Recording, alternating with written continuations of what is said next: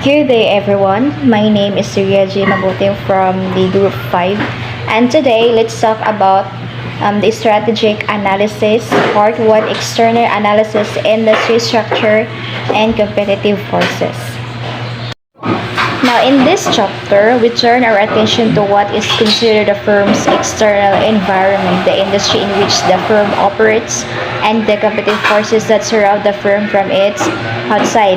Now with the tremendous growth of corporations, corporate executives began to use a strategic and long-range which the planning to manage firms more effectively and enhance their performance.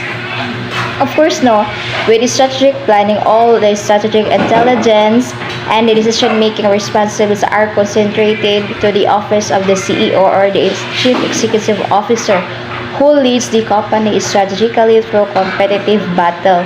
Now, strategic planners provide careful analysis of internal and external data and apply to all the quantifiable areas such as the prices, the costs, margins, market demand, headcount, and the production runs. External analysis, industry structure. Understanding the firm's external environment, that is, the industry in which the firm operates and the competitive forces that surround the firm from the outside. It allows managers to mitigate threats and leverage opportunities. Now, nag-study ni siya no, kung unsay mga possible nga maka-apekto sa imong company, sa nadrang economy, politics, technology, and other nga mga industry nga maka-affect sa imong business. Now, it is very important to study the external analysis, the industry in structure. It's because maka-help ni siya para makabalo ka unsay mga threats, unsay maka-cause of problems sa imong company, mga opportunities nga maka-help nga anang mapalago ang imong company, and of course no, unsay mga strategy nga imong i-apply sa imong company para mo grow and mo improve ang imong business. Now this photo they use pistol framework to study the outside or external forces that could possibly affect the business. These forces start in a global world in a different level of the company from the industry to a specific business. Now we can say that there are a lot of factors that could affect the firm or the business, no?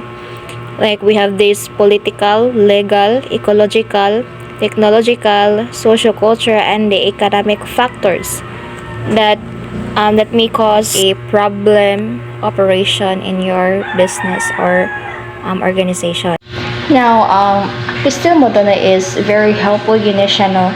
If labi na if you are planning to build a business, it's because it is a tool nga naga-check or naga-study na siya sa mga external forces sa imong company, kung unsay mga threats, kung unsay mga opportunities, o unsay imong mga strategic planning nga imong bahatol so that makahimot kag mga sakto nga mga decision para maka-help na mo grow ang imong business, and of course mag-succeed ang mga business operations ninyo. We have the political factors now. It talks about the government's rules and regulations. Like for instance, the trade regulations and policies. They govern policies on internal trade such as tariffs. Kaning tariffs is mo na siya ang mga taxes sa mga imported nga mga goods or services, quotas, trade agreements. Now that can affect a firm's ability to import or export goods and services. Next is taxation policies. Tax rates and policies can influence a firm's profitability and investment decisions.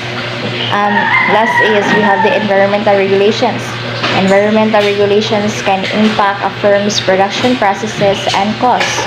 Next is we have the economic factors in external environment, which is a very large macroeconomic affecting the economy-wide phenomena. No? We have this growth rates, the rate at which a nation's economy is expanding or contracting.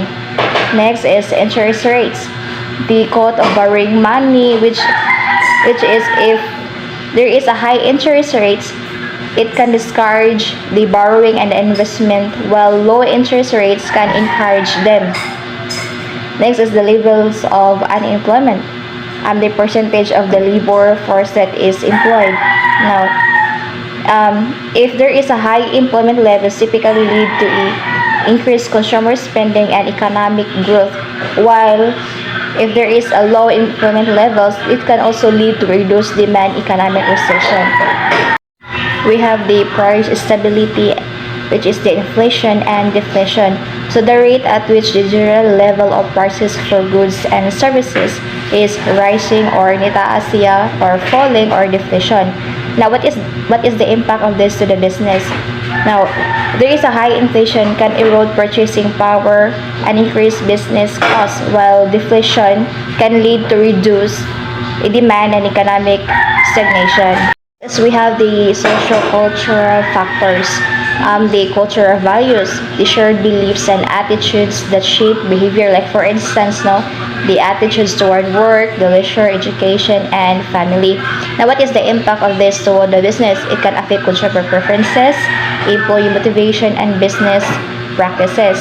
Next is the demographics, the statistical data about the population, the age distribution, the gender ratio, income levels, and educational levels. Now, it can influence the market size, the target segments, and the product demand. The lifestyle trends, it's the patterns in how people live and spend their time. Like for example, the health consciousness, environmental awareness, and technological adoption. Now, it drives demand for certain products and services and influence marketing strategies. We have also the social norms, accepted standards of behavior in the society. Now, it affects business practices, ethical standards, and consumer expectations. We have also the religious beliefs, the religious values and practices, which it can influence the consumer behavior, business operations, and ethical standards. Now, if magkuan ka og business.